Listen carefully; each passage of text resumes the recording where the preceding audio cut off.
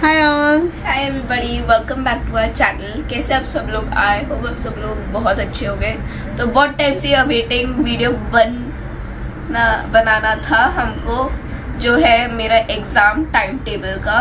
Exams वगैरह अभी शुरू होने वाले हैं और उसका टाइम टेबल पोर्शन वगैरह सब आ चुका है।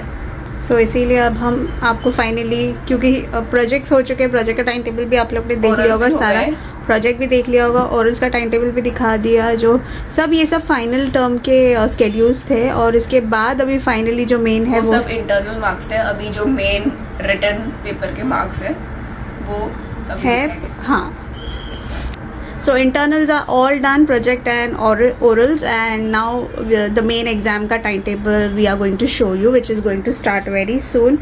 So timetable and portion pattern वगैरह सब कुछ एक साथ ही दिखाते हैं। तो every exam के टाइम मैं ये दिखाती हूँ, and I hope आपको ये वीडियो अच्छा लगेगा, कुछ आप लोग का एग्जाम के साथ आप रिलेट कर पाओगे। तो दिस इज स्टारलेट्स ICSE का 6th ग्रेड का time table as well as portion and the paper pattern that is going to come. So in advance ही सब कुछ बता देते कि ऐसा पैटर्न आएगा, ऐसा पोर्शन, ये सारे पोर्शंस है आप लोग को। तो सब कुछ टाइप में आएगा कि आपको ये सब ऐसे टाइप के क्वेश्चंस करना है। यस, तो MCB ऐप में इन लोग का आ जाता है सारा detail. So now I will first show you the time table. So time table में the exams are going to start from 1st of April. Yes, 1st of April से exams are going to start and it's going till 18th of April.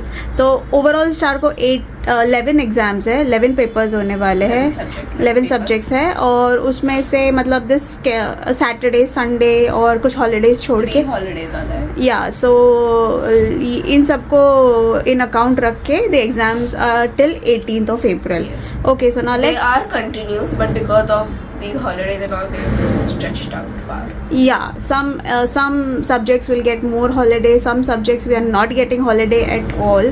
So first week of exam is going to be very hush hush because it's going to be continuous. 5 papers continuous रहने वाले. So let's show you the timetable. So here is Starlet's timetable. 6th grade का term 2 का examination. So आप ये देख सकते हैं. I will just give you a closer view.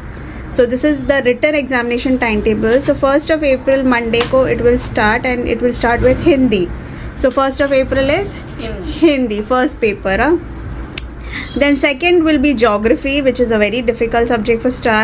Third would be biology, and fourth Thursday को है history civics, और 5th को है केमिस्ट्री। और उसके बाद फिर डायरेक्टली आप देख रहे हो 5th को केमिस्ट्री के बाद छुट्टी है, डायरेक्टली 8th को सैटरडे संडे छुट्टी है, फिर डायरेक्टली 8th को मंडे को मराठी है, विच इज़ गुड। मराठी को थोड़ा सा टाइम चाहिए हम लोग को। ये सारे सब्जेक्ट्स जो बाकी सब है, हिंदी के लिए भी टाइम मिल रहा है, so that is okay.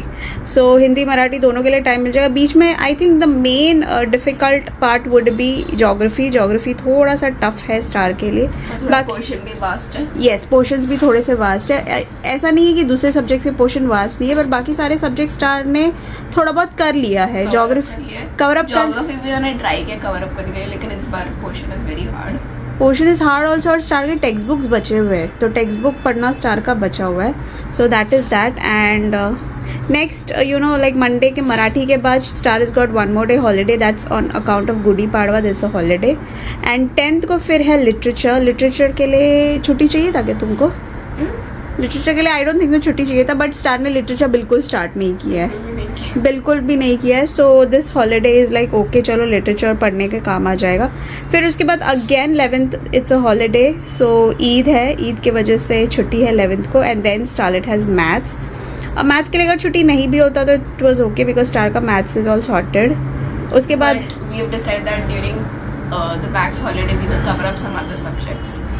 Oh yeah, true. We will cover up ICT, physics and all. Yeah, ICT and physics because those 2 subjects are remaining. And ICT आप लोगों को पता ही है, सब ऊपर से जाता है स्टार के। So इसीलिए थोड़ा सा उसको टाइम चाहिए पढ़ने के लिए। सो इसके लिए मैथ्स के टाइम पे है छुट्टी। और उसके बाद 12th को मैथ्स है, फिर सीधा सैटरडे संडे छुट्टी आएगा। फिर 15th को फिजिक्स है, तो फिजिक्स के लिए भी टाइम है, right.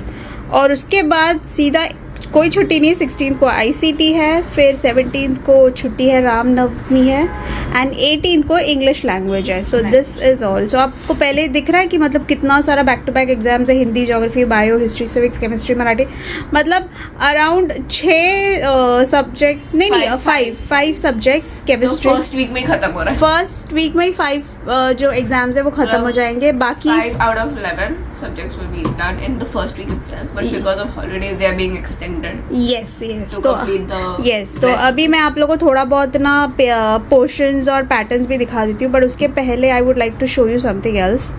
Okay, so every time exams के साथ, ये जो फाइनल टर्म के एग्ज़ाम के साथ थोड़े बहुत इंस्ट्रक्शंस आए हैं.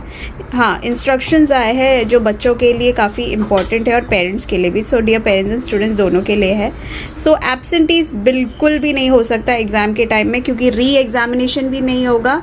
आई थिंक टर्म में भी नहीं था री एग्जामिनेशन, और आई डोंट थिंक सो यूनिट 2 में भी था. नहीं था. यूनिट 2 में भी नहीं था. तो यूनिट 1 में था, पर उसके बाद उन्होंने नहीं करवा रहे. सो इसीलिए उन्होंने स्पेसिफाई किया है कि ये टर्म में अगर एक भी दिन एब्सेंट रहेंगे तो आपको फेल कर देंगे. So no absentees is required for the term 2 examination. मतलब you have to appear for all the exams. I think सारे स्कूल्स में यही है. तो student must carry the school calendar, tiffin box, water bottle, writing pad and stationery for the term 2 examination. वो तो है. A 10 minute break will be given for students. अब ये 10 मिनट ब्रेक्स मैं आपको बाद में बताती हूँ. लेक्चर्स नहीं होंगे, कोई लेक्चर्स नहीं होंगे, क्योंकि टर्म 1 में एग्ज़ाम के बाद एक लेक्चर था. मतलब नेक्स्ट डे लेक्चर था, रिविजन लेक्चर. नेक्स्ट डे का जो एग्ज़ाम होता है उसका रिविजन लेक्चर टर्म 1 में हुआ था, बट टर्म 2 में कोई रिविजन नहीं है. इट्स जस्ट आप ख़त्म करो और जाओ घर पे. yes, तो इसीलिए उन्होंने स्पेसिफिक किया हुआ है. And the school will not accept any material from parents और other family members to the entry of the students during school working hours. I have no idea about this. मतलब कि अगर छोड़ने वगैरह के स्टूडेंट्स अगर राइटिंग पैड वगैरह भूल गए अपने घर पे, और बाद पेरेंट्स आके बाद में दे रहे तो वो एक्सेप्ट नहीं करेंगे. ओके, जो भी लेके आना है पहले ही लेके आ जाओ. Yes. And students will not be allowed to enter after 8 o'clock. तो स्टार का स्कूल का टाइमिंग है, देखो reporting time is 7:50. School assembly तो ऑब्वियसली 8 to 8:10 होगा. Answer sheet distribution 8:10 to 8:20. I am so amuse by this timings, you know, like एकदम detail इतने time में इतना चीजें होना चाहिए. यस, एकदम डिटेल में दिया हुआ timings, you know, like reading time सी आंसर शीट देंगे, उसके बाद reading time, answer sheet distribution and I think question paper distribution, right? Both no, only answer sheet. Question papers will be distributed in the after that. अरे तो what is this reading time then? 8:10 to 8:20 answer sheet distribution, then 8:20 to 8:30 is reading time it seems. तो obviously question paper भी उसी के साथ देंगे. So yes, तो reading time है. फिर writing time 8:30 to 10:30. Okay, 2 hours of writing time. Paper collection 10:30 to 10:40. Then from 10:40 to 10:50 is a short break time. I think वहीं पे क्लास पे बैठ के आप लोग को वो ब्रेक टाइम लेना है. शायद लोग अपने क्लासेस में बैठ सकते हैं. नहीं, I don't think so that will happen. So 10 minutes का ब्रेक टाइम है और उसके बाद डिस्पर्सल होगा. So dispersal will begin by 11 o'clock. So I think Star will come home by 11:30. 11:40. Yeah, and as soon as she comes, she has to eat her breakfast and then she will start studying for the next day exam till 12 o'clock, 1 o'clock. That you all will see in the video only कितने देर तक वो पढ़ती है. But I'm sure she will study till 11, 12, 1 o'clock. जितना fast वो पढ़ेगी उतना जल्दी ख़त्म कर सकती है वो. So yes, तो ये है सारे like minute to minute का डिटेल सारे स्कूल ने प्रोवाइड किया. Now let's see the paper pattern. Why so clumsy? Okay, so यहाँ पे मतलब पैटर्न भी दिया हुआ है, पोर्शन भी ये दिया हुआ है. तो जैसे मैं बता रही हूँ ना, लिटरेचर का आप देख सकते हो इतने सारे प्रोज के जो है चैप्टर 15 है, चैप्टर 16 है, फिर पोएम का 14, 17 है और रीडर का भी है. सो प्रोज, पोएम एंड रीडर के इतने चैप्टर्स आने वाले. तो वैसे ही उनको पैटर्न भी दिया रहता है कि सेक्शन ए में क्या आएगा, multiple choice questions, MCQ, anatomies. Section B में होगा रीडर, सेक्शन सी में होगा पोइट्री और सेक्शन डी में होगा प्रोज. मतलब इन सारे अलग अलग सेक्शंस में उसके क्वेश्चन आंसर्स होंगे और स्टार को उसमें भी ऑप्शंस देंगे, ए बी ऑप्शन.